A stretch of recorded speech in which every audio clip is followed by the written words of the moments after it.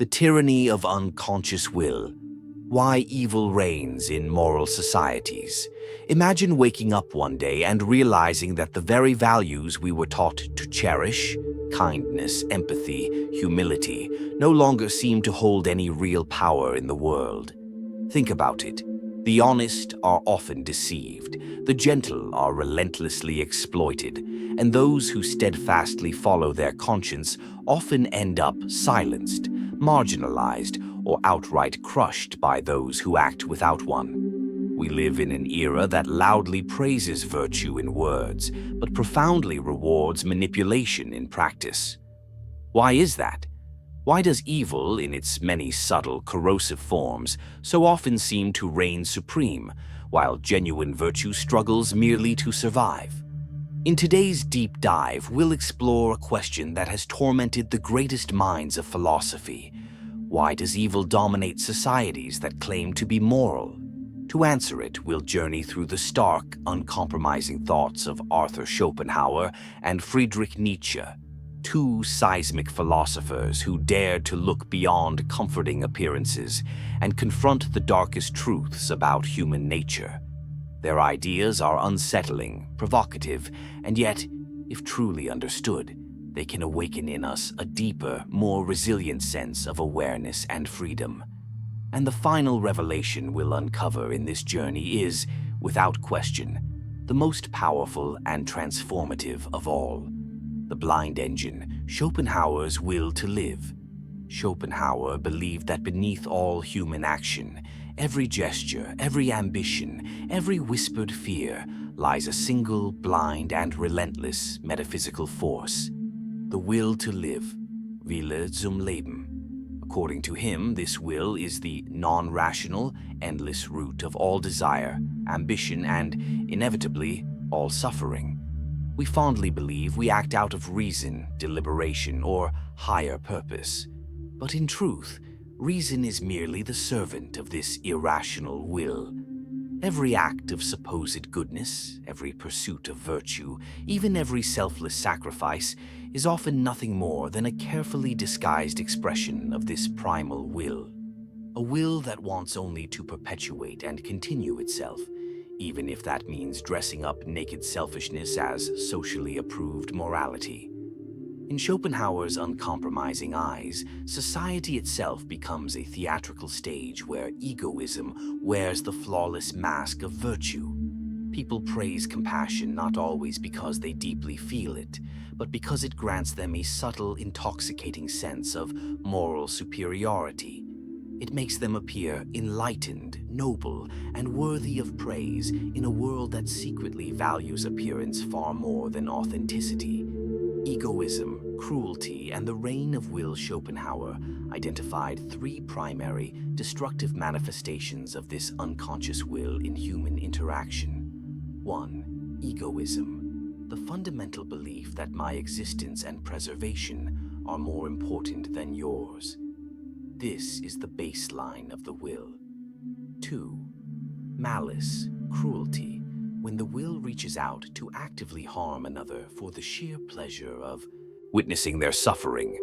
This is a terrifying affirmation of the will's absolute power over life. 3. Vindictiveness, the desire for revenge, which binds the individual in an endless chain of pain, fueled by the will's refusal to renounce its injury. Schopenhauer argued that evil triumphs not because it is stronger than good, but because it understands the real, raw nature of human motives better than good does. Evil knows exactly how to manipulate the hidden will that drives the human machine. Imagine, as Schopenhauer did, that the world is not guided by divine justice or inherent goodness, but by blind, ceaseless necessity, a constant, brutal struggle where suffering is the default, inevitable state. In this world, what we call virtue is often nothing more than a temporary strategic balance, a fragile, flickering light fighting the darkness of insatiable desire. People act morally only as long as it conveniently serves their hidden will. When virtue ceases to serve that core drive, it is quickly, ruthlessly abandoned. This, Schopenhauer would say, is why corruption is endemic, in politics, in finance, in personal relationships. The polished veneer of goodness hides the raw hunger for power, pleasure, and recognition. The narrow path, transcending the will. And yet, Schopenhauer was not entirely nihilistic. He saw a narrow way out, a path that is almost invisible, but real. It begins when we consciously stop obeying the will and start understanding it. When we look at our own desires, our cravings, our endless striving, and see them for what they truly are, endless, tragic cycles of craving and inevitable disappointment. In that profound moment of awareness, something entirely new awakens, a compassion that is not strategic, but pure. It is the silent, immediate recognition that all other beings suffer precisely as we do, driven by the same blind, tyrannical will. True virtue, Schopenhauer says, begins not from following rigid moral codes, but from this silent metaphysical empathy that arises when we momentarily transcend the tyranny of our own individual will. It is a moment of aesthetic contemplation, a suspension of personal striving, where we see the universal idea, the shared suffering, and for that brief, sacred instant, we are free. The fire of creation. Nietzsche's will to power. Nietzsche enters this conversation like a volcanic storm. Where Schopenhauer saw salvation in denying the will, Nietzsche saw it as a betrayal of life itself. He dismissed Schopenhauer's philosophy as a romance with nothingness. To Nietzsche, the will, that same elemental force Schopenhauer described as blind and cruel, was not something to be suppressed, but something to be transformed, mastered, and channeled. He called it the will to power, Will zur Macht, a creative, life-affirming energy that drives all existence to grow, to overcome, to become more than it currently is. And here begins the paradox that directly challenges all. Conventional morality. Nietzsche would ask, if virtue means denying life's deepest, most potent impulses, is it truly virtue, or is it merely an act of cowardice disguised as morality? The herd, ressentiment, and slave morality. Nietzsche looked at society and saw what he scornfully called herd morality, Herdentrieb, a moral system meticulously built by the weak to survive and ultimately control the strong. In his scorching eyes, the so-called good were often not good at all, but merely afraid. Afraid of their own powerful instincts, afraid of the immense burden of freedom, and afraid of the terrible, lonely responsibility of creating their own values. He believed that humanity had created comprehensive moral systems, religion, traditional morality, even a strategic, weaponized form of compassion, all as tools to domesticate the human animal and protect itself from the chaos of its own inherent strength. Under this light, evil is not what society claims it to be. Evil, Nietzsche would provocatively state, is often just strength misunderstood.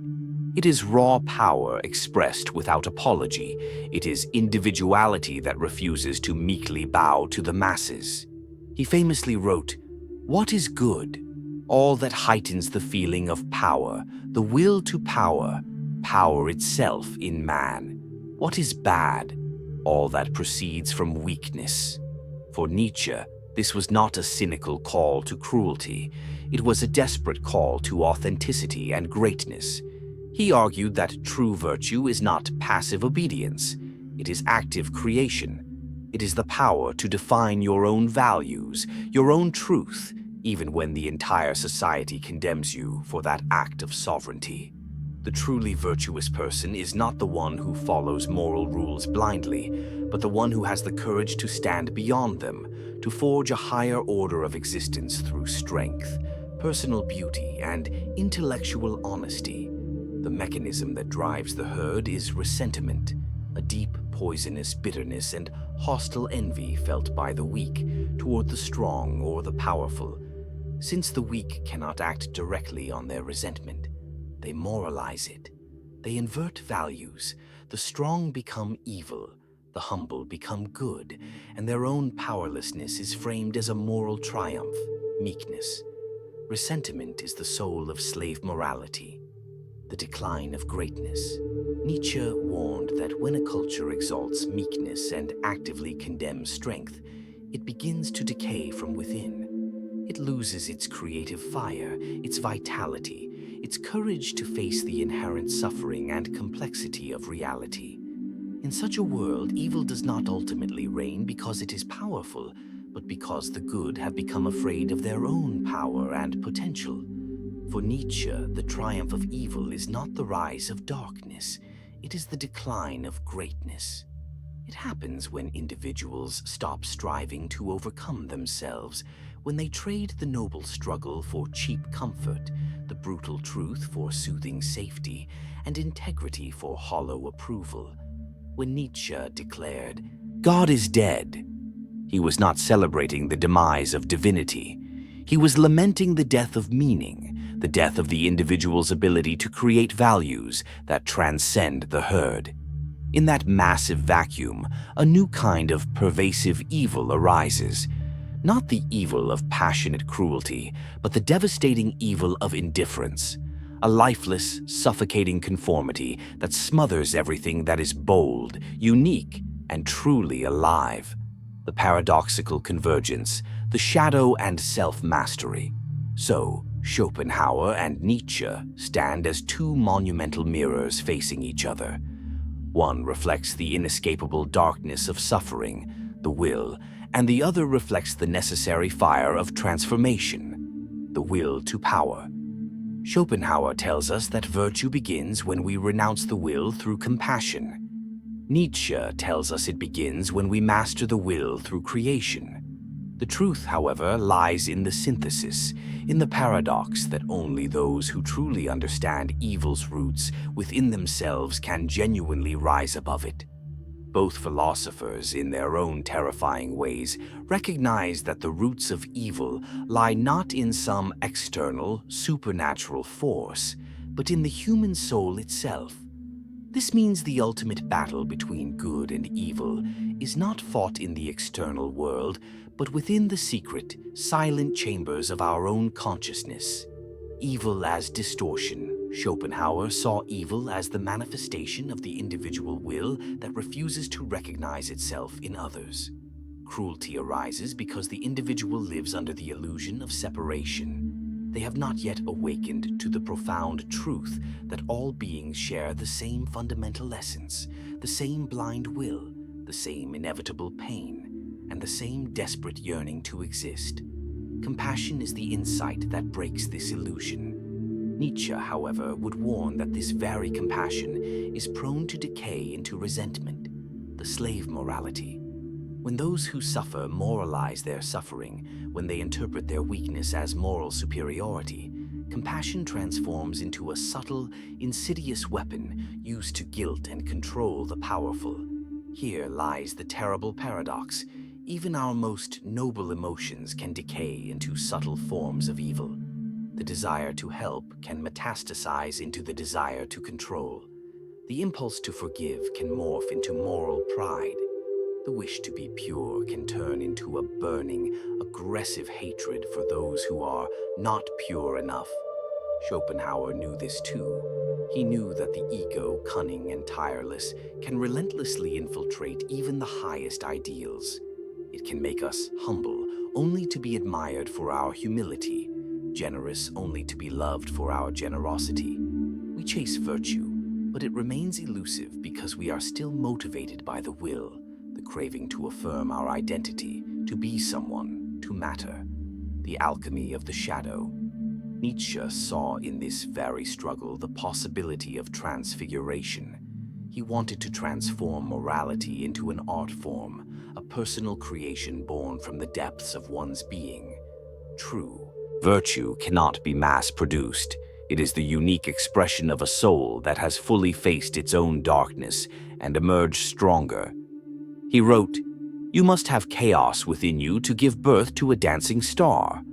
This chaos is the necessary confrontation with one's own internal evil, the raw, essential material from which true virtue is sculpted.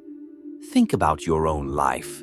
How often do we hide our anger, our envy, our pride, actively pretending they do not exist, rather than trying to understand and integrate them? Whatever we repress does not disappear, it simply grows stronger in the shadows. When denied, our darkness controls us from beneath the surface of our awareness. Schopenhauer warned that the will cannot be destroyed by ignorance, only by insight. Nietzsche concurred, believing that only by looking into the abyss without fear can we discover who we truly are. He who fights with monsters should be careful, lest he thereby become a monster. And if you gaze long into an abyss, the abyss also gazes into you. This is the central tension of human morality: to gaze into the abyss without falling into it, to recognize the inherent potential for evil within ourselves without becoming enslaved by it. The final revelation.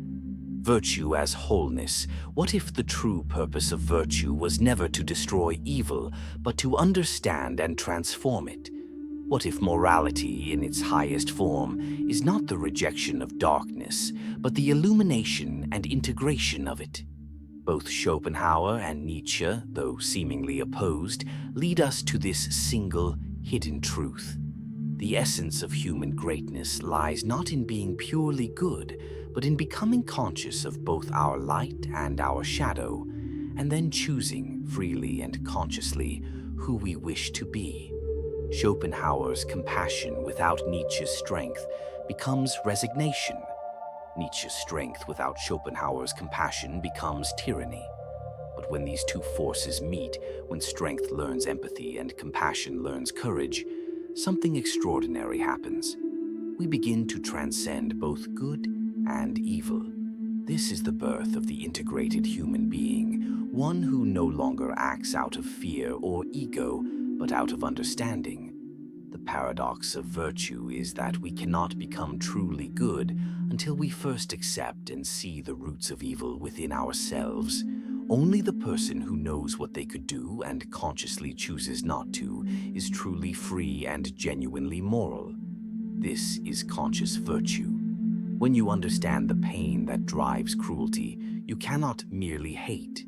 When you understand the weakness behind arrogance, you cannot envy. When you understand the profound longing behind corruption, you cannot simply condemn. Awareness does not excuse evil, it transforms it.